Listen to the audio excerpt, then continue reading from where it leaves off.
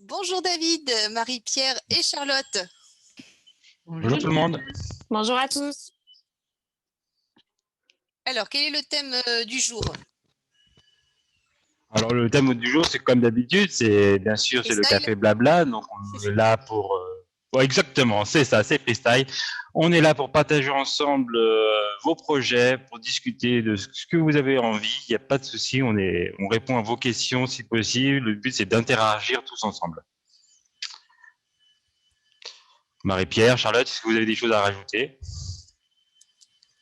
Je complète ce que tu as dit. C'est l'objectif de cette ce petit café. Voilà, c'est de recueillir vos questions, vos impressions sur l'entrepreneuriat, votre formation en général. On est là pour y répondre. Exactement. Merci Marie-Pierre et David. Je vous rejoins. Et voilà, si pour toute question, que ce soit aussi sur l'état d'esprit de l'entrepreneur, on est ouvert à tout genre de questions. Ça peut aussi ne pas être en lien directement avec les ateliers. Bon, après, ce qu'on aime bien, c'est entendre un peu le parcours d'un de nos entrepreneurs. J'aime bien donner la parole à des personnes que j'ai déjà rencontrées, justement pour pouvoir partager. Je vois que par exemple, Angélique Magnier était là aujourd'hui. Est-ce que Angélique voudrait nous faire part de son parcours? Oui, oui, pourquoi pas, oui. Bonjour à tous. Bah super. Voilà. Alors, Bonjour moi, Angélique. Alors, excusez-moi. mon parcours, moi j'ai un parcours de 20 ans dans la finance, puisque j'étais responsable administrative et financière.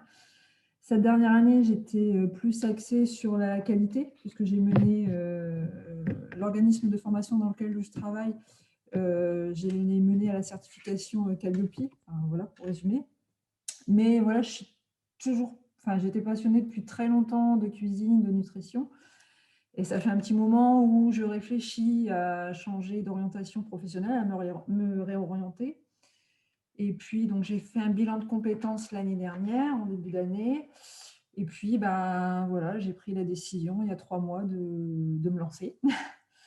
Et donc, j'ai suivi la formation donc conseiller en nutrition. J'ai passé mon examen ce matin, mon examen final. Et puis, Bien. Ça s'est bien passé? oui, très bien, très bien. J'attends le sésame final, mais je pense que ça devrait aller. Super. Et puis, j'ai Génial. complété cette formation par la formation sur la gestion du stress, parce que je me suis bien rendu compte que c'était complémentaire. Et donc, j'ai fait mon premier atelier avec David. J'ai le deuxième lundi avec Charlotte. Donc, je suis en pleine, en pleine réflexion sur l'étude de marché, sur ma prestation, comment je vais la bâtir. Enfin, j'ai déjà bien avancé. Donc voilà, ça se construit petit à petit, ça avance bien. Les choses s'éclaircissent au fil du temps dans ma tête. Donc j'avance tout doucement, mais j'avance. Est-ce que tu dirais Bon, que faites attention, hein, parce que Charlotte, elle est plus sévère que moi. Je l'ai déjà bien embêté, Charlotte. J'ai déjà envoyé quelques mails. D'ailleurs, je te remercie de me répondre à chaque fois parce que tu es réactif, tu me réponds. pas de problème. Et j'aime bien justement comprendre en quoi elle vous aide cette analyse. Comme ça donne plus de poids à l'importance de l'étude de marché. Est-ce que tu peux nous dire en quoi ça t'a aidé là maintenant actuellement? Est-ce que ça t'a ouvert les yeux sur des choses dont tu n'avais pas vu avant de faire l'étude? Oui, j'ai regardé ce qui était fait aux alentours, j'ai regardé ce qui était proposé. Et c'est vrai qu'il y a des choses, je me suis dit, ouais, moi là, je ne ferais pas ça, je ferais plutôt ça, ou je combinerais deux choses. Même si j'avais j'avais une idée de ce que je voulais proposer. Mais c'est vrai que du coup, les choses s'affinent en regardant ce qui est fait aux alentours. Donc, ça permet de bâtir, bâtir l'offre. Là où c'est un peu plus compliqué, je dirais, c'est en termes de tarifs, parce que on en discutera lundi, mais on voit un peu de tout. Donc, du coup, c'est un peu déstabilisant. On se dit, est-ce que là, c'est trop? Est-ce que là, c'est pas assez? C'est vrai que j'ai un peu de mal à me situer encore. Mais voilà, ça permet quand même d'y voir plus clair. Et justement, le sondage permet aussi de valider un peu le budget de tes prospects. Et également, nous, on donne aussi dans l'atelier numéro 5 des offres de prix, le minimum jusqu'au VIP. Bon, VIP, ça peut toujours être beaucoup plus que 199 € comme nous, on le préconise. Mais voilà, avec les offres standards, 49 € par mois minimum, c'est le minimum. Après, il y a 99 € pour que ce soit vraiment quelque chose que vous puissiez vivre de votre activité. Donc, il y a ces indications, il y a les indications des prix du marché que tu as analysé. Et après, tu pourras, toi, confirmer, trouver ta bonne tranche et la confirmer avec le sondage. Bon, après, j'ai tout un tas de questions. Bon, après, on échangera lundi parce que c'est plus dans le cadre de Problème. Voilà, c'est vrai que le fait de faire l'étude de marché, du coup, ça nous fait. Ça, alors, c'est pas forcément. Bon, même si je suis dans la finance, hein, c'est pas quelque chose de sympa à faire au début. On y va un petit peu à reculons parce que. Mais ça, voilà, ça nous permet de poser les choses et de réfléchir à notre offre. Donc, merci de ton retour. C'est très bien de le poser ici maintenant à tout le monde. Je te remercie. Bon, moi, j'ai une petite question pour Angélique, du coup, parce qu'on a parlé donc de ton projet en général. Ensuite, donc vient tout à fait logiquement ton étude de marché. Mais est-ce que tu avais déjà, du coup, envisagé ta communication sur les réseaux sociaux? Est-ce que tu as déjà créé quelque chose? Est-ce que tu es déjà active? Est-ce que tu es sensibilisée sur le sujet ou ça te semble très, très confus? Alors, sensibiliser sur le sujet, oui. Alors, active, je ne vais pas te dire active, parce que je regarde beaucoup ce qu'il fait. Je regarde vos Insta.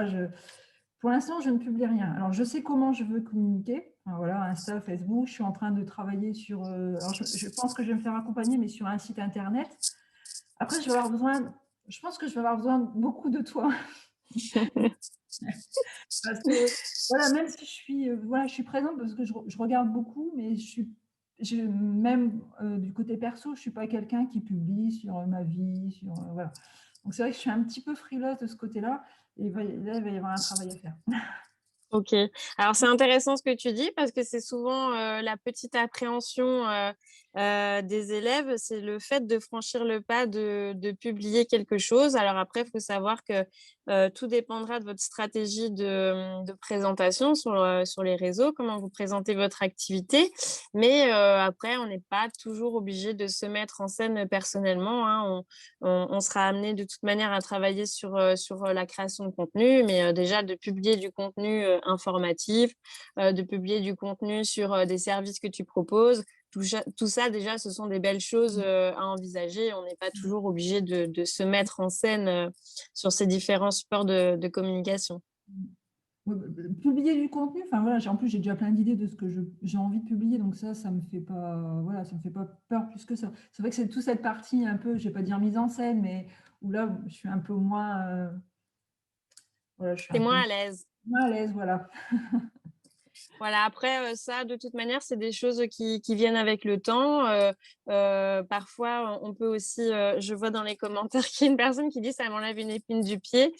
Mais voilà, c'est pas quelque chose d'obligatoire, c'est un petit plus pour personnaliser parfois son support de communication. Mais vous pouvez très bien parfois vous mettre en scène dans telle ou telle situation.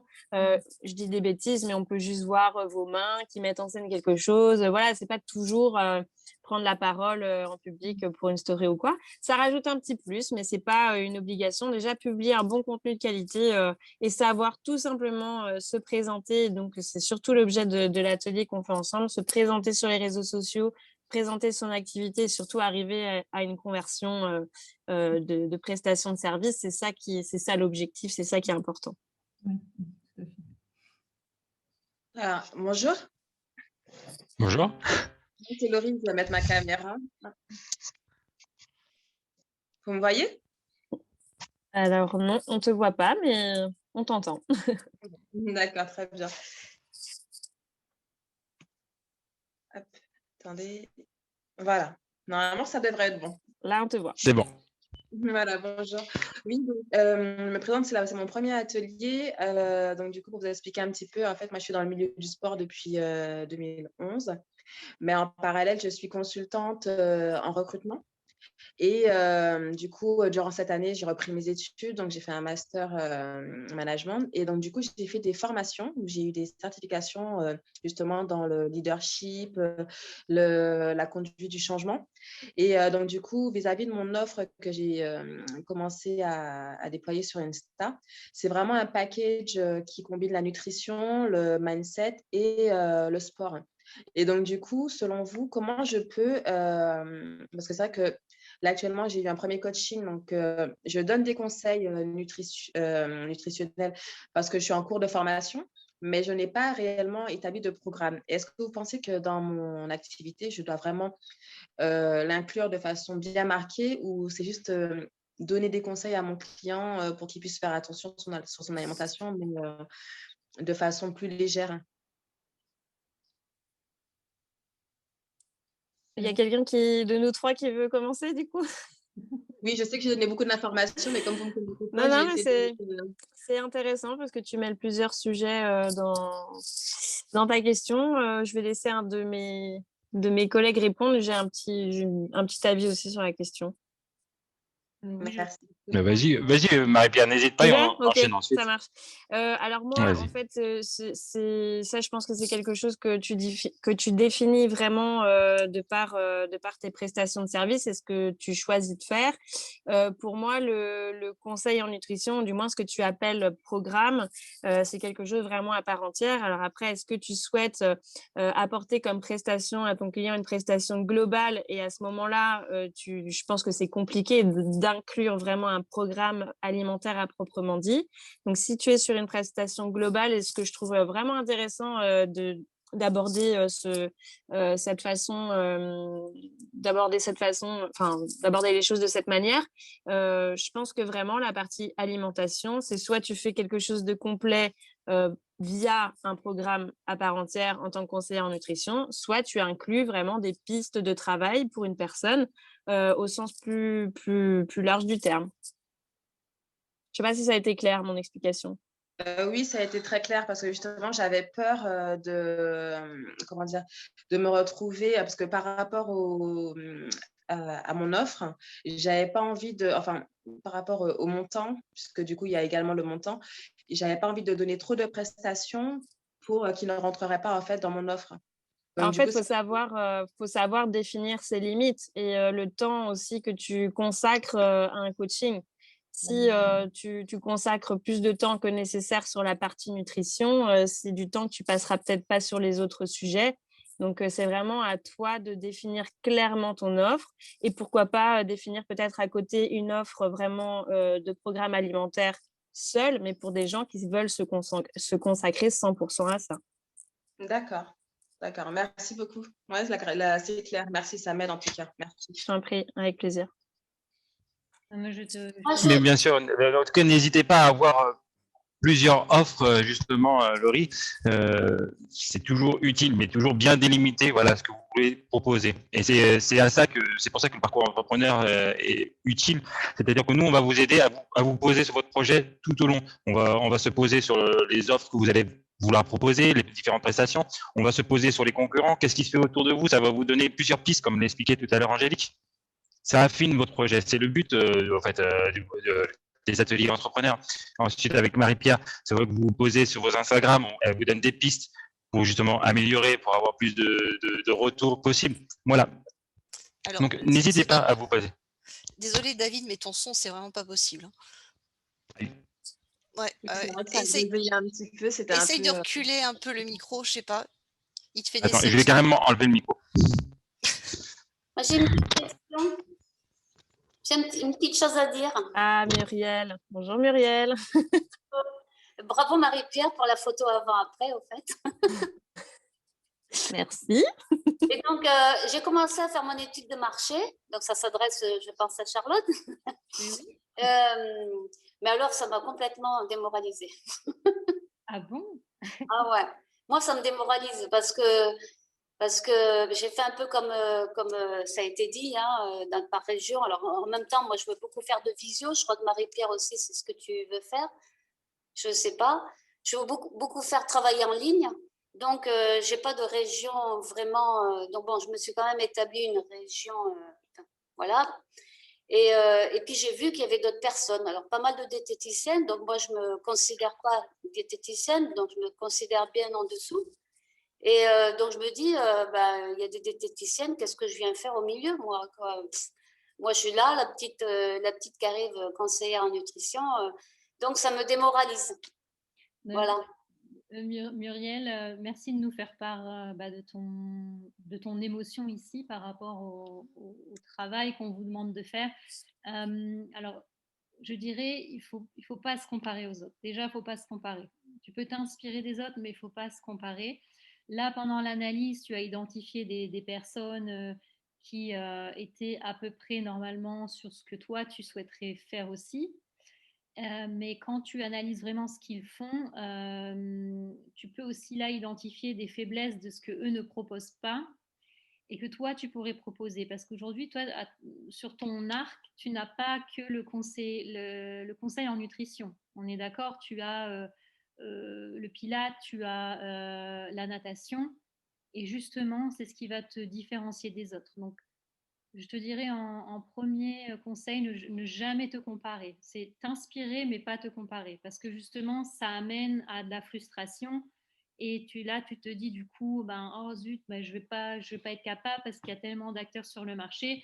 Mais non, il y a de la place. Comme on dit à chaque fois, 50% de la population française est en surpoids ou obèse. Il y a une demande, une demande des attentes en termes de conseils bien-être, de nutrition. Il n'y a pas que ça, il y a aussi le stress. Enfin, voilà, il y a une forte demande sur le marché français et tu as ta place.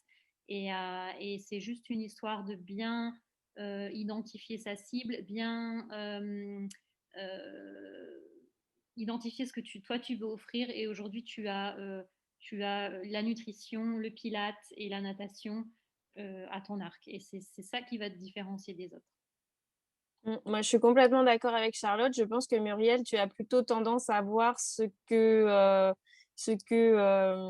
tu ne fais pas, alors que finalement, tu as l'avantage de la complémentarité de tes prestations. Et comme tu dis, oui, bien sûr, il y a plein de diététiciennes ou de personnes voilà, qui travaillent dans la nutrition, mais toutes ne sont pas profs de pilates ou de natation. Et tu peux tout à fait offrir une prestation globale à des clients. Et je pense que tu sous-estimes vraiment cet aspect-là parce que c'est plutôt une chance qu'une faiblesse. Hein.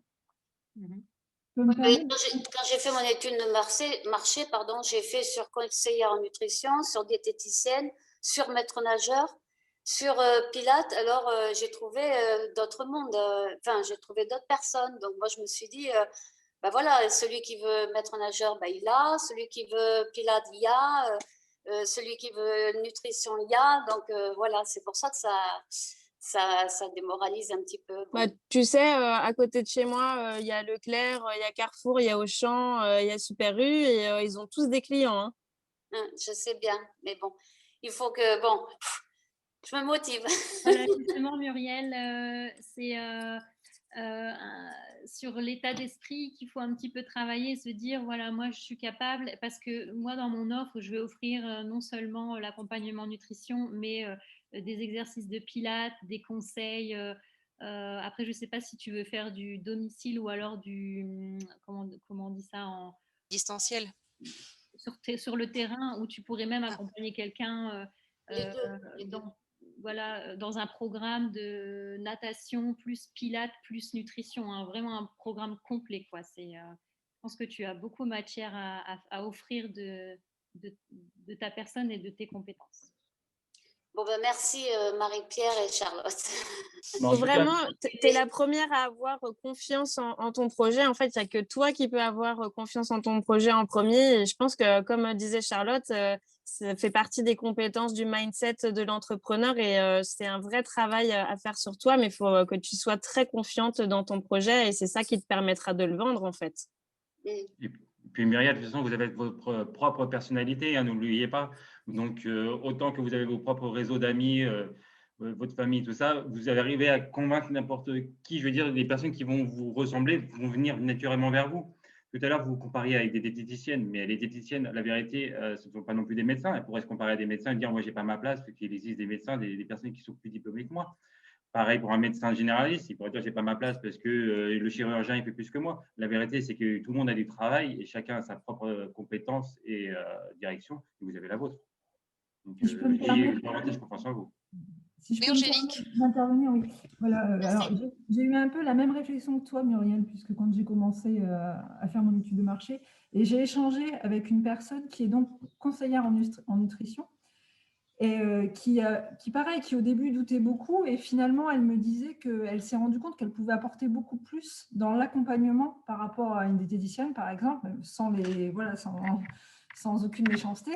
Et à l'heure d'aujourd'hui, donc ça fait un peu plus d'1 an et demi qu'elle s'est lancée. À l'heure d'aujourd'hui, elle refuse, c'est ce qu'elle me disait, elle refuse des coachings parce qu'elle peut pas, elle n'arrive pas à contenter tout le monde. Et comme elle veut faire du travail de qualité, elle s'est limitée à un certain nombre de coachings. Mais parce qu'effectivement, je faisais part aussi de mes craintes et de mes appréhensions. Et elle me disait de ne pas hésiter et d'y croire et d'y aller. Voilà, petite parenthèse. Merci Angélique et merci. Je continue, il faut que je me motive. C'est un point important, Angélique. Merci beaucoup pour ce retour aussi, parce que justement, c'est ce qu'on voit dans l'étude. Il y a aussi les concurrents partenaires. Donc, concurrent égale partenaire potentiel. Et justement, la personne qui refuse justement des clients parce qu'elle veut offrir un travail de qualité, elle peut les renvoyer chez quelqu'un, elle peut les renvoyer chez vous. Donc voilà, voir son concurrent comme son partenaire potentiel. Et pareil, j'ai un exemple. Moi, j'ai été en contact directement avec un diététicien qui est sur la même branche que moi, la nutrition de longévité. Et en fait, le contact a tellement bien collé.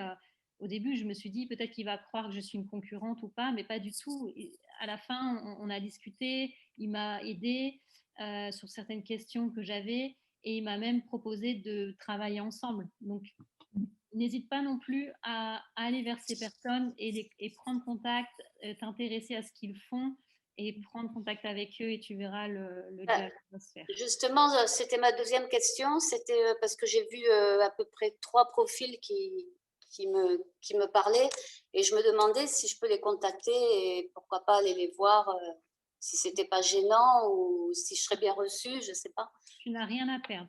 Ah d'accord. Moi, Ok, merci. Moi, j'ai tenté. Hein, la personne que je suivais sur Instagram, je l'ai contactée par message, par Messenger, et puis on a échangé comme ça. Hein. Non, bah super, parce que je comptais le faire. Ouais. Elle veut pas, hein, mais si elle veut, oui. bah, D'accord. Bah, merci. On a Nathalie qui voulait poser une question. Je vois qu'il essaie de lever le doigt depuis tout à l'heure. Oui, bonjour. Bon, moi, c'est mon premier atelier aussi. Hein, je débute. Voilà, j'étais directrice d'hébergement dans une résidence hôtelière. J'ai été licenciée durant le premier confinement, donc je me suis dit que c'était l'occasion de rebondir sur une reconversion dans l'alimentation, de conseils en nutrition. Je viens de passer une formation de formateur dont j'ai eu le diplôme. Hein, j'ai été certifiée en tant que formatrice. Et là, bon, plus j'avance dans la formation, j'ai des questions par rapport à… j'ai un exemple de ma sœur qui a la maladie de Verneuil et à qui on lui a dit, si vous perdez du poids, la maladie de Verneuil diminuera. Alors, je ne sais pas si vous savez ce qu'est la maladie de Verneuil. C'est une maladie orpheline, c'est très compliqué. Ce sont des abcès qui se manifestent un peu partout, essentiellement sous les bras et sous de gros abcès. Hein. C'est extrêmement douloureux. Ça peut se manifester sous les bras, dans les parties génitales. C'est extrêmement handicapant pour la personne. Voilà, elle peut tomber en dépression, grave dépression, jusqu'à en finir avec, voilà, mettre fin à sa vie parce que c'est quelque chose d'assez lourd. Voilà, c'est une maladie qui est très peu connue, mais on lui a dit que si elle perdait du poids, celle-ci diminuerait considérablement. Et je me posais la question de savoir si quand on a ce genre de clients, comment peut-on les conseiller? Est-ce qu'on est crédible?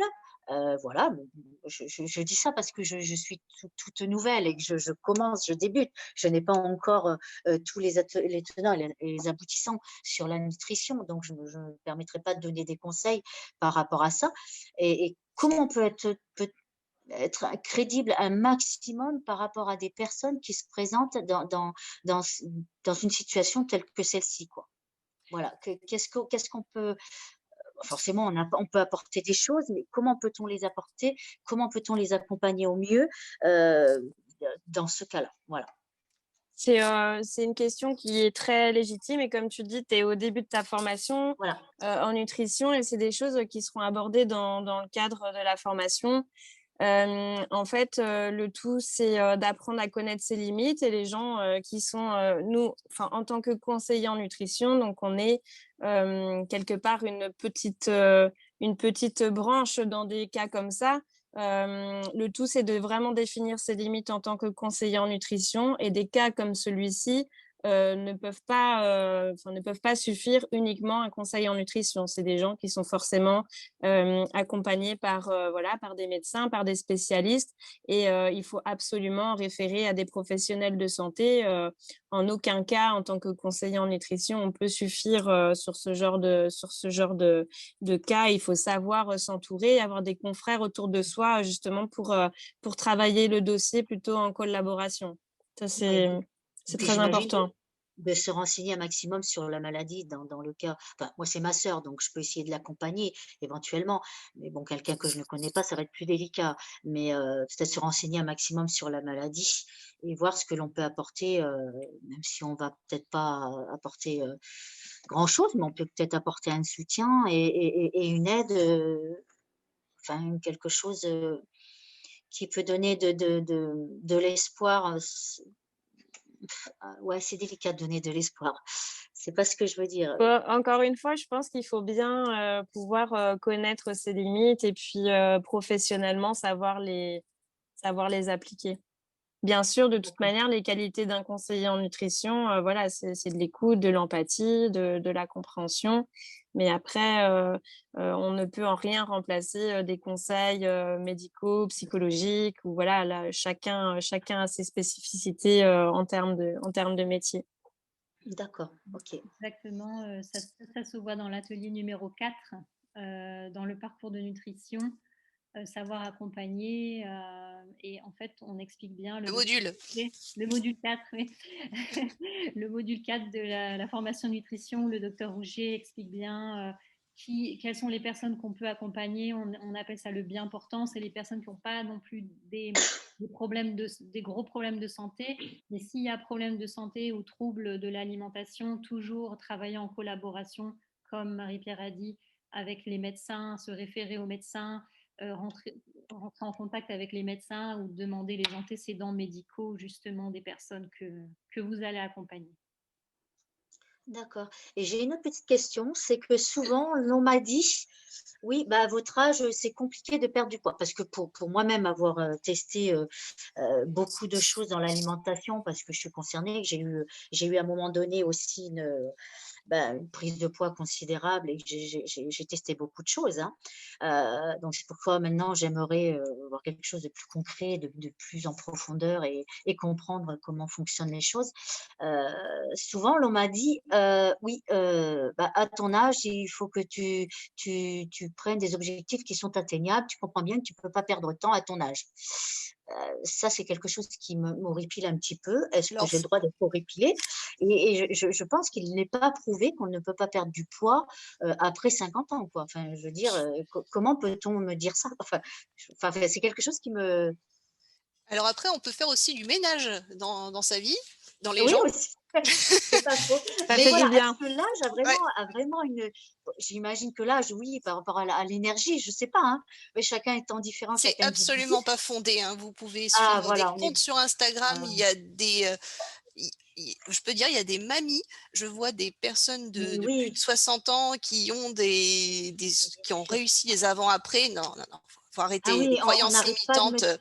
Alors, on je n'arrête pas de me m'excuse, dire, je oui, vais devoir partir. Je vous dis au revoir à tous. Oui, d'ailleurs, j'allais vous dire, c'est la fin de cet Désolée. épisode. On va couper l'émission ici. Merci à tous pour votre très présence et bientôt. votre énergie. On vous dit à la semaine prochaine. Passez un très bon week-end. Au revoir. Merci beaucoup et un grand merci encore à Angélique. Je n'ai pas pris le temps de le remercier, mais merci pour l'allocution de tout à l'heure. Merci à tous pour vos témoignages. À bientôt. Au revoir. Au revoir. À bientôt.